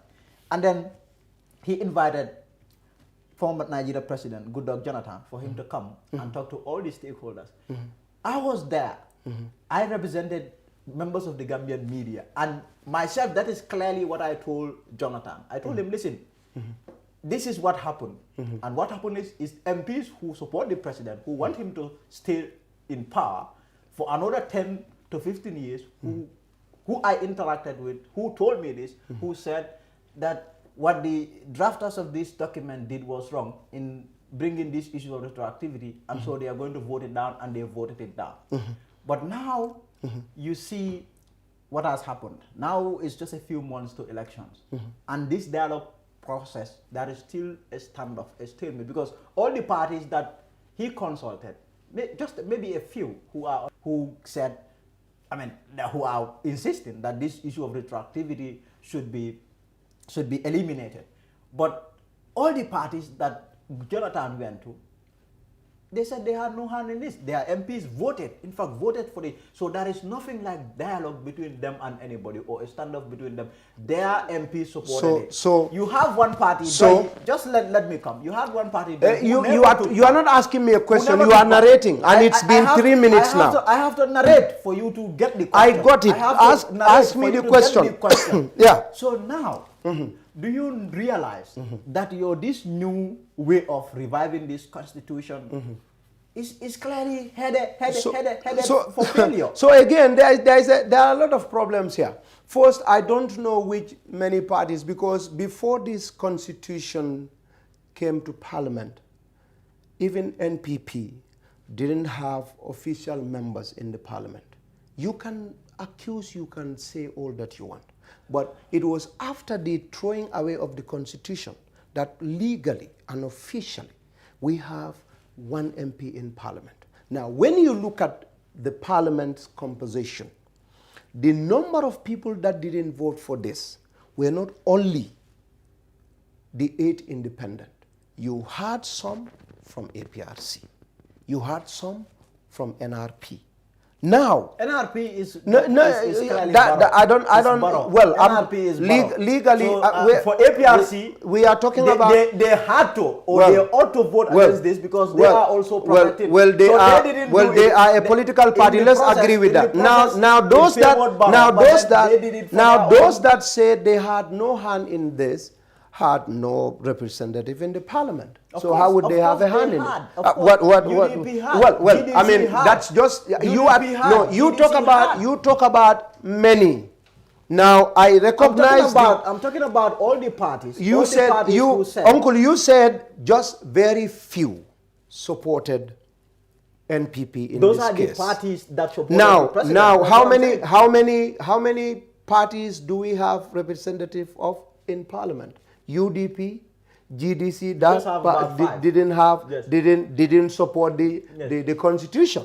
Who? GDC? GDC, they did not support. It was 2 of their MPs who did not support, and now those MPs are with the president. Good. Now you have a party. So these are MPP people. Now you are talking. Now you have a party that had 2 MPs not supporting from a party. You are talking about, we're talking about the time. So these are things that, Uncle, now let me even forget about how that happened. Now, coming back to this, trying to revive. In politics, you have to look at interest. And I have told you, particularly as an individual. This one is not about politics. This one is about the nation. Constitution, that is not politics. It's going to be very foolish. It's going to be very foolish for anybody to talk about a nation and not talk about politics, because political parties control nations. How do you talk about a nation without politics? You must always talk about politics, but it has to be done honestly and in the interest of the nation. Now that is honesty is relative, and interest of the nation is equally relative. What to you is interest of the nation may not be. Because to let's say to GDC, the interest of the nation is having Mama Kande as president. And to Doi, the interest of the nation is to have Halifa Saleh as president. So now let's get to this. You asked me about a question on this revival. Yes. Again, politics is about interest. And I've told you, as far as I'm concerned, if no changes is done in this particular section that says 2/3 is what is required by Parliament to remove a judge, but only 50% to remove a president, whether it's Usenu or Doi or Dr. Sise, I do not agree with it. Because the president is the number 1 person in the country. Yes. How you make removing that president so easy is bad. And the other thing is, judges, when they retire, they're supposed to go home with full salary. Yes, of course. And during that, when salaries increase, they should increase their retirement. How irresponsible can that be? In a country where resources are very meager. No, I think we also have to be fair. That is what you talk about. No, we have to be fair to every Gambian. Doctors do as much work as judges. But doctors can work their whole life. Retirement. The law is saying that you cannot work. But their retirement age is more than the doctors can retire. Their retirement age is beyond a teacher. Their retirement age, and again, this is one of the examples. The other thing is, I talk about this diaspora thing. As long as that equally stays in the Constitution, that if you are a dual citizen, you will not until you denounce your citizenship. I see that as very unfair to other Gambians. You've just seen Gambian diaspora contributed almost $1 billion, 800 and some 50 or 70 million US dollars That was their contribution in the form of remittances. Now, you don't want those people to take part. 28.8 billion. Fantastic. So now, I am saying, give them the chance. Let them run for parliamentary and presidency. If they win, let there be an entrenched clause to either. You are not letting me finish, and that is very bad. Let them finish, let them run. If they lose their elections, let them go back to where they come from. If they win, let them denounce their citizenship. But you cannot allow people to lose their citizenship and all the benefits that is attached to it. And most of it, like you see in these remittances, come and benefit Gambians here. As long as that is in the constitution, I, Ahmad, will not support it. So I will not support it. So we have all of this. You are the one that will just give this to, retroactivity to President Barrow. It's very unfair. But that is just one out of several. I know it is one out of several. But thankfully, when this new dialogue process was launched, it appeared number one. Well, I mean, on the list. Well, so it is the most important. No. You can, the most important. Writing things on paper. I can say number one, Buba, number two. That does not. They never say listed. In order of importance. That was never written there. Clearly, no, that was never put there. And I feel as a president, they are not fair to Barrow as an individual, and we are not going to accept that. So if they bring it to Parliament again, we will continue our campaign, and we will win again. The president just finished this nationwide tour. Yes. I mean, you came in right in the middle of it, and then all of a sudden, Ahmed appeared in one of the, I think it was the Sanyang meeting. Yes. That you were asked to speak. I spoke. And asked to speak, and then Ahmad spoke. And all of a sudden, Ahmad was just turned into a preacher, telling us all the beautiful verses in the Quran. Really, a political platform. Ahmad was preaching. So I was not preaching. Of course, that is what you were doing. No, I mean, we are people, Gambians. Yes. Now, sometimes you would see people stand on a platform and they quote Barack Obama, or they quote Marcus Garvey, they quote Martin Luther King, because they felt these are people they believe and trusted a lot. I trusted my prophet. He's my role model. He's the guy I felt I should quote from. There is no one to emulate than him. So if you consider that quoting or preaching, I think you are not fair to me. Gambia is a democracy, a combination of people with different beliefs. In as much as what I'm saying does not contravene, does not go against the norms and the laws of this country, I think it should be welcome, because we come from different backgrounds. Just like you will quote a prominent journalist, just like someone will quote a prominent historian. I quoted a prominent leader, that is the prophet, and the book that came to him. So that should not be a problem. So to me, that is not preaching. When it comes to the tour, what we have seen is that this was supposed to be a Meet the People's tour. It has quite beautiful names: Meet the Farmers tour, Meet the People's tour. You have your critics who say it was turned into a political tour, where the president and his stooges and his surrogates and his people would go, normally gather people, and just politic, and then just canvass for votes. And clearly, you could, if you look at the messaging, in terms of the messaging, really, that it didn't look like to me that it was a farmer's tour or a Meet the People's tour. All that the government was asking, including the president, is equip me with the weapons, with the tools, by voting for me, voting for my MPs, NPP MPs. So that, you call it canvassing of votes. Okay. Would you agree? No, I wouldn't agree. agree. Is that what you guys were So first and foremost, again, we have to understand the dynamics of politics and governance. And I'm sure you understand these are intertwined concepts that you cannot separate. Before you become a president, you go on tour and you promise people. Electorates vote based on promises. You go promise, I go promise, and the one who they are more comfortable with and they believe will fulfill their promise, they give that person the authority. When you get where they want you to go, then you fulfill those promises for them. Sometimes you don't fulfill all of it for them. Now you go around the tour to see the impacts of your policies around the tour. Now let's look at what happened at the tour, because they will call it political meetings. Of course, President is a politician. Of course, farmers are the ones that he was talking to. They were not, some animals and cows. They were farmers, farming communities that the president was speaking to. He was not speaking to animals there. Now, when you listen to the people, there are always demands from the people. Some talk about water, and you talk about farmers. A farmer cannot be a farmer without water, because water is needed to either rear animals or to grow your crops. Number two, electricity. Again, good farming, for you to have successful and efficient farming, you need electricity. Let's say you want to get broilers, like poultry farming, or you want to do fish farming, or in fact irrigation farming. You need electricity. Farmers, people talk about roads. They have bad road networks and they need roads. I'm talking about these people that before the president speaks, the people that will speak in their local communities. Now what happened?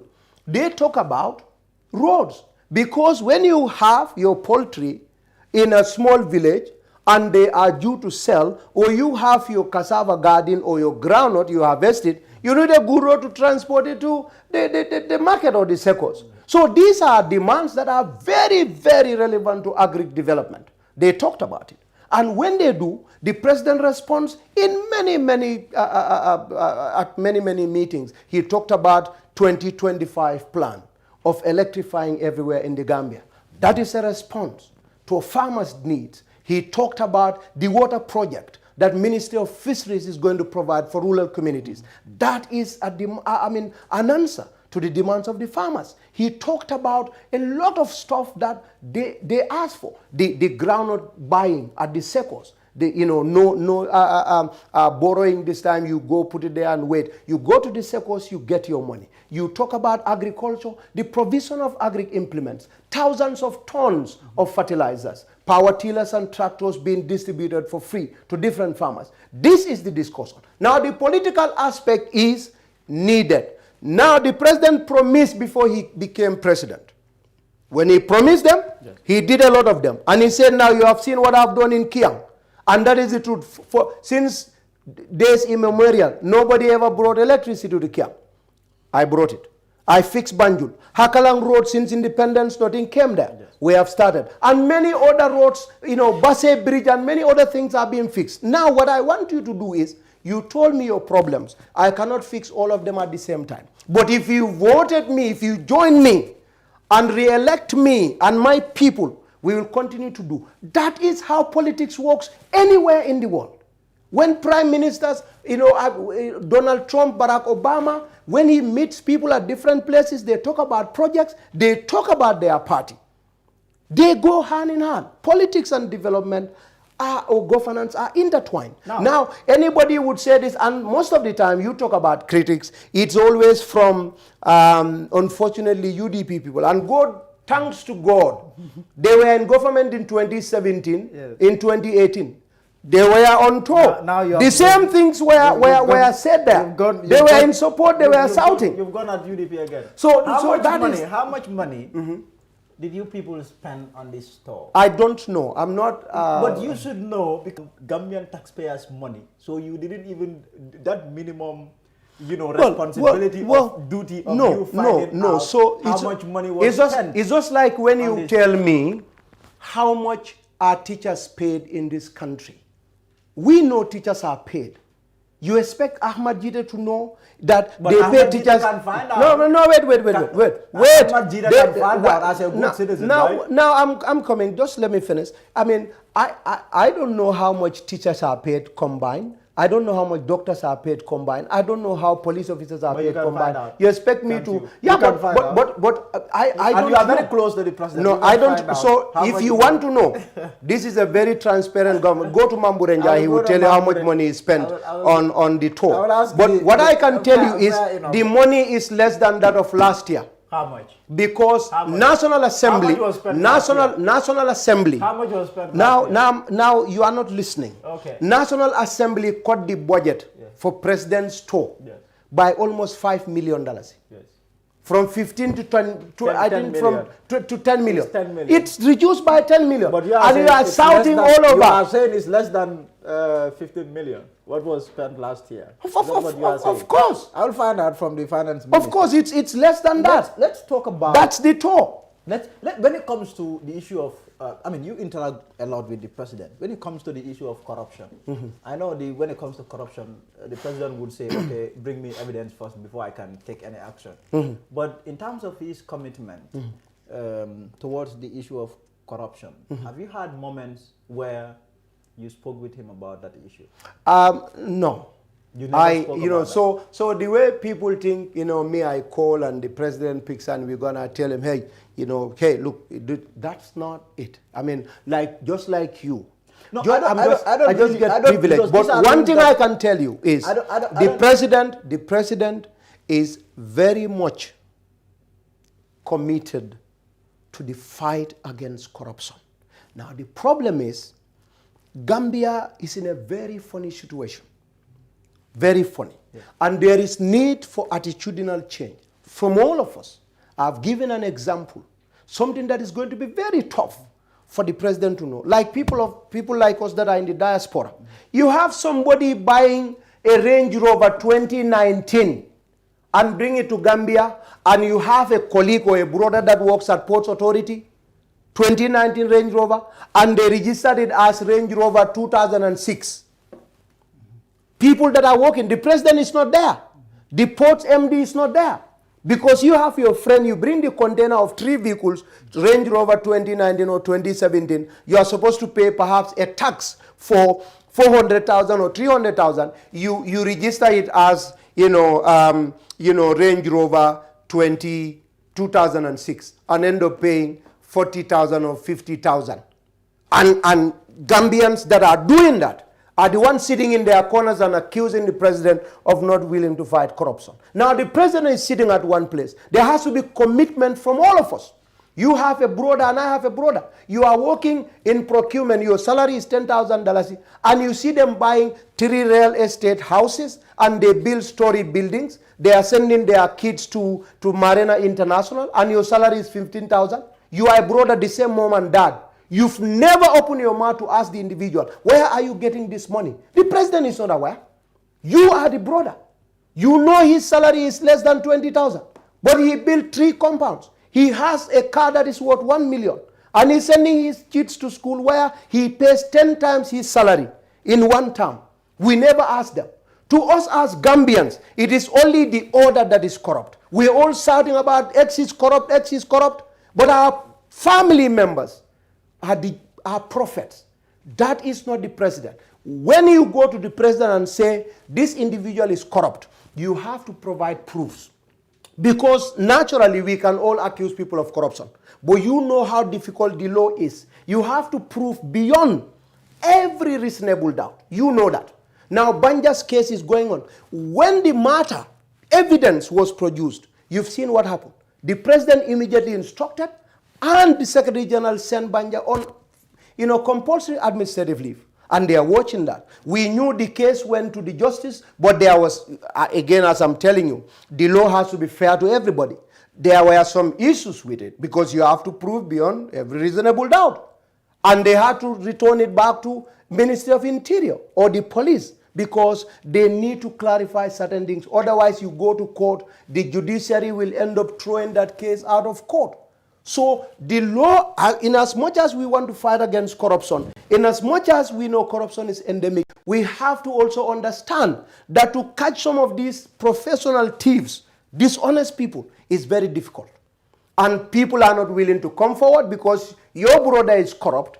He is building houses out of people's money But how would you catch him?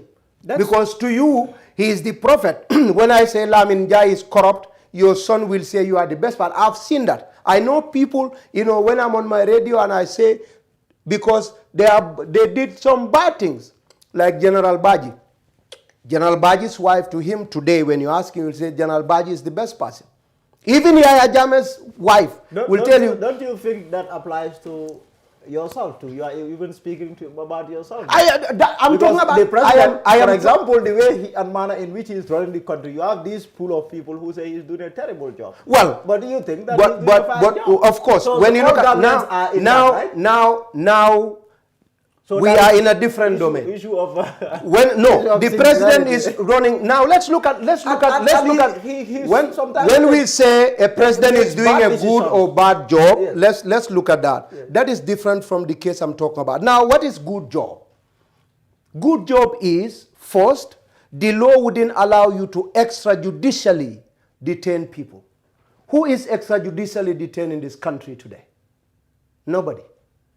The police, you've had people insulting people. There are soldiers in custody. There are military courts. There are decrees. You can but national. This is his government. Now, can you let me finish? Yes. If there are security threats, that's a different case. Yes. Now, how many journalists are detained and they disappeared? So the president did a good job in that. These are visible things. And the other thing is, we have roads being constructed. We have salaries increased for the civil servants. So when you look at this, we have independence of judiciary. We have independence of National Assembly. So when you have these things, these are visible. You can tell people he has done a good job. Somebody, like I said, you have a glass half full and half empty. Now some will say terrible job. Corruption is different because it's a criminal activity and you have to prove it legally. This one, we are talking about political issues. It's not about the court of law. So I think you have to differentiate that. Let's talk about drugs. The recent cocaine bust.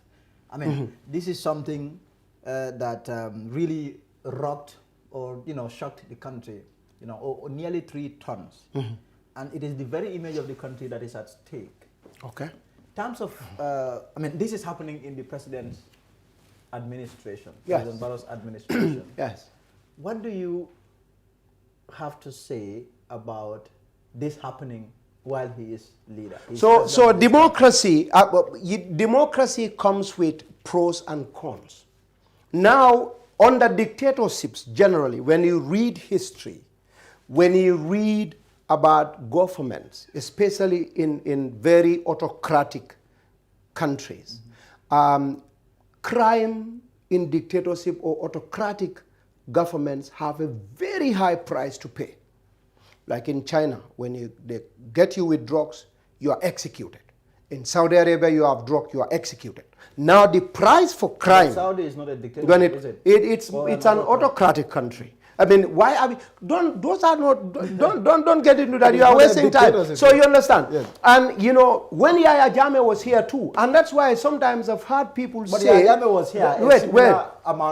I heard people say, when Jammeh was here, he was the only one corrupt, but everybody was under Barrow. Everything is rampant. Now, the understanding should be the price you pay for crime. When the price you pay for crime is very high, crimes are very low. But then in a democracy, you have an aspect that is human rights, given so much relevance and value. And these drug cartels, they know now, in some other place I'll be executed, but when they catch me now, after 3 days, they give me bail. I mean, that is the law. You bail them. They go sit in their houses. But then what do I have to make of this in general? What happens around the world is criminals will continue to do their criminal activities. United States is the most secure country in terms of border security. They have first class, 21st century technology. They have a lot of helicopters, military jet fighters, cameras and everything. But the amount of drug that gets into the US doesn't get anywhere in the world. The good thing about these drugs are when they come in, the security is able to detect them. They are able to catch them. You cannot stop a drug from coming to Gambia. Because in Colombia, when a drug cartel goes there and say, load this for me from forest, and the ship heads to Gambia, how would Gambia stop that? They don't until it gets into their territory and they say, fuck you, this cannot come in. And that is exactly what Gambian securities do. So we have to brace up for this. You have Gambians that are criminals, you know you cannot stop them. Just like you have them anywhere in this world. They will continue to bring in drugs. The good thing is we have good people that are out there to catch them. And we caught it. That's the best. Let's thank our security personnel and the government for the good job, and let us all be vigilant. Drug will continue to come into the country. And those that might be involved in this matter, let them understand that, you know, drug is dangerous. And it can be disastrous for a country. In as much as I hate it, in as much as I hate seeing this in our country, it's something that we should expect because we have a democracy. What do you have to say about comments, really, from some people that the president is involved? That's what you want to say, yeah. But not necessarily the president is involved, but the president, you know, dealing with people, hobnobbing with people who are not entirely clean, who might be drug dealers. Because clearly you could see Mr. investigation piece there, there is not very much vigilance when it comes to the kind of people that even go and meet the president. Yeah, well, fake people come and meet the president. Yes. Nonsense people come and meet the president. Well, so what do you have to say about those comments? So let's first finish with this drug issue, and we'll get into those fake people coming in. So again, there are people that are accusing the government of being involved in these drug matters. It's hard to say that, because when you say government, you are not talking about the president. You are talking about everybody that works in judiciary, that works in National Assembly, that works in any department of the government. If there is an individual that works for government, just like some people will do, you have cannabis, there are police officers that will help you in moving cannabis. Well, that aspect may be, but that the president is involved is very unfortunate. And I think in as much as we have divergence of opinions as Gambians, those kinds of irresponsible comments should be out of our politics. When it comes to issues like this, man, the president, those that are talking about it, as their boss, they know. He would tell you that I can tell him anything, but genuineness and cleanness is one of the things he would not compromise. The president is so clean for that. He is so genuine for that. But then oppositions, like in the Gambia, some even my big brother, Mamadou Sabali, he is one of those that brought those kinds of charges. As educated as he is, it's very, very surprising. But, they know people, that are in the drug you think squad. it didn't make any sense? That is more than senseless. If there is a word to say, I will. The president is too clean for that. And anybody that is around the president, because Interpol is involved in this, because drug is not just a Gambian issue.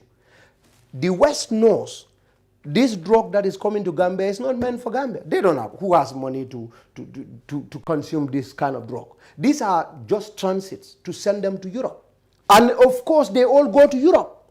They go to England, no matter how, they have best of security, best of border security, best of technology. But all these drugs are consumed in the US, in England, in Germany. In fact, unfortunately, we have Gambian brothers that are selling drugs, that sold drugs throughout their lives in Germany. You know about that. You know. Well, you pretend you don't know. So how do they get there? If they have those kinds of technology, I mean, still now we have drugs getting in. Who is Gambia?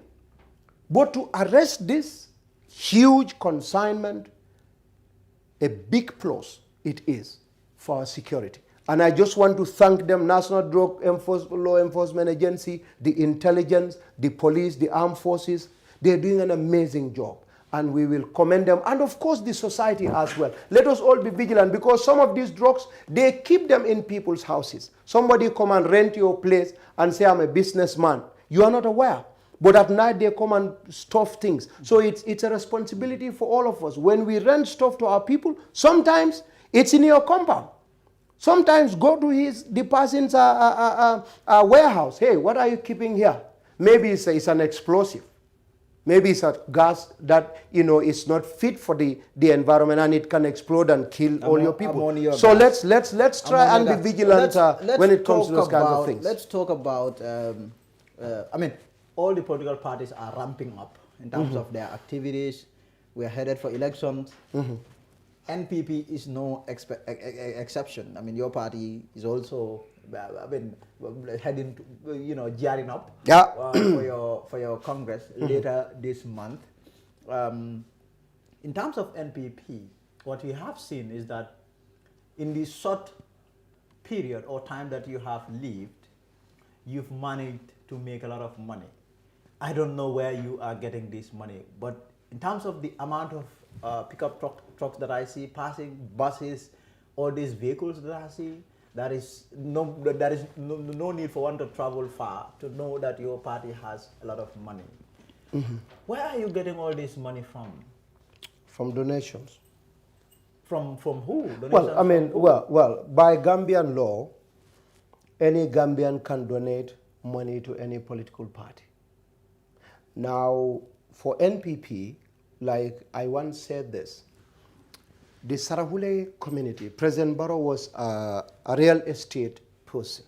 He manages the properties of people living in Europe.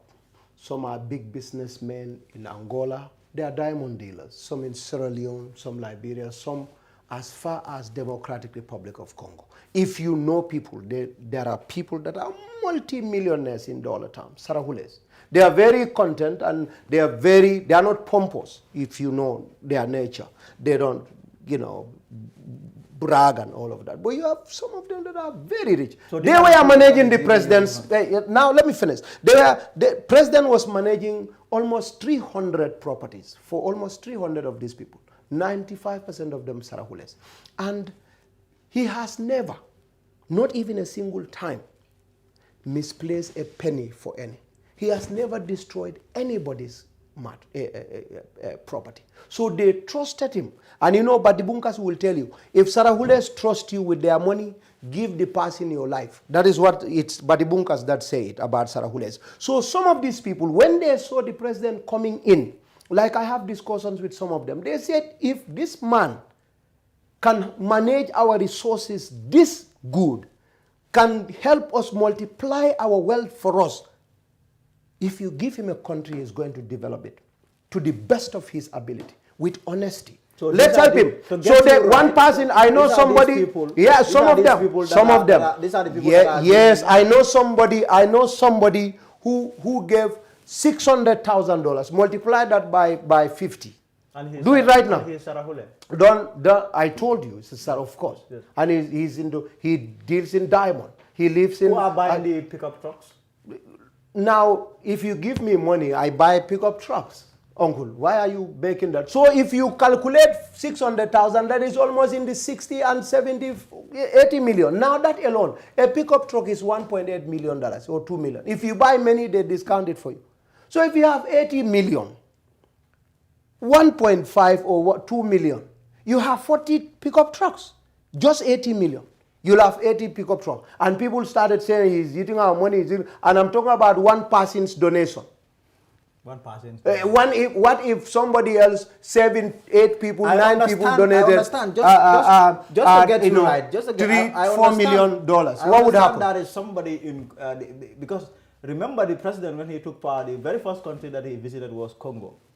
Okay. And I understand that is this man there, this Sarahule man. A Gambian or non-Gambian? A Gambian worth millions and millions of dollars. Okay. That he's a big financier of the president. Do you know about this? As well as Kalilu Wage. I don't know. Of Senegal. I don't know who Kalilu Wage is, but I know that the president had personal relations with people that whose properties he managed, and they trusted him. We have a party, and legally there's nothing wrong with that. They believe the president can do well. Even me, I donated $500.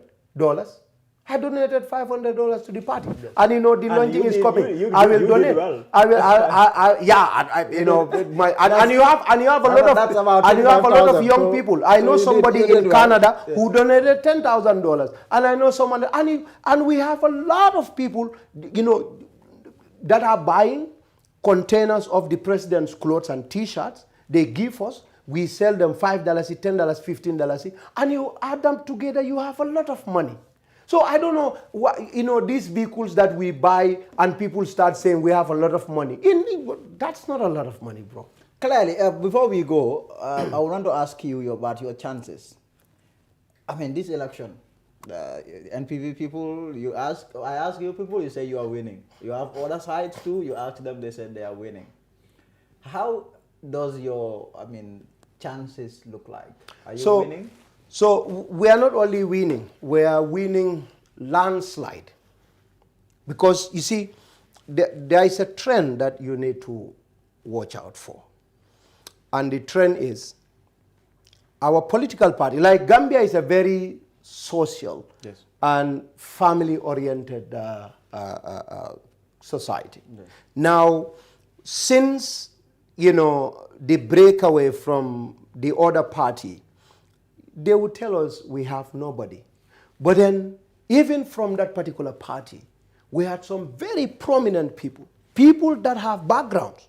And you know how Gambia is, family-oriented again, I repeat. Yes. Very strong members like, UDP's regional guy for KM, Undanyang, left, he's with us. You have UDP's guy for North Bank, also is with us. UDP's guy for URR, they all came. And we have a lot of prominent guys, Fabu Sanes, Lamin Tunkara, you have Alkal Konde Siaka Jata, who was deputy chair for Diaspora. I consider myself a nobody.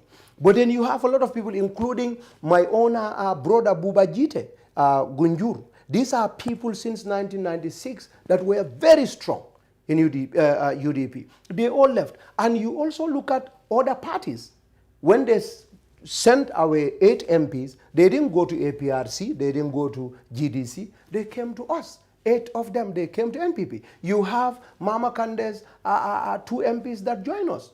So, you have, and many other Mama Kande people are joining us. APRC, so this is a very, very good trend.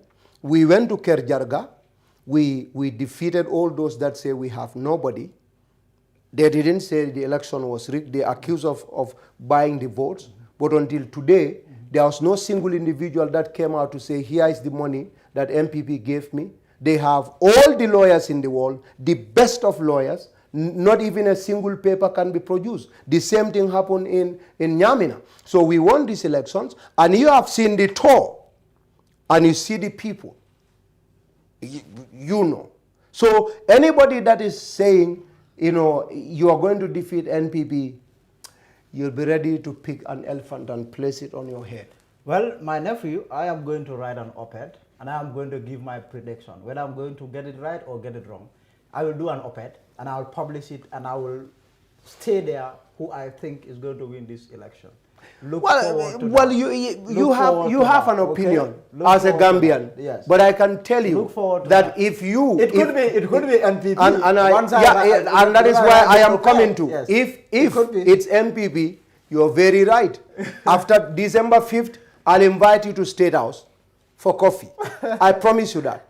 With Barrow. I'll say, Echi, I promise this guy for coffee. You don't drink coffee, I don't drink coffee. But if you want tea, I will. We'll sit down, 3 of us, and I'll remind you today that we have won, and here is a coffee for you. Yes, but then, well, all right, okay, I will take note. So, thank you for coming, my nephew. Well, finally, do you have anything? Yes.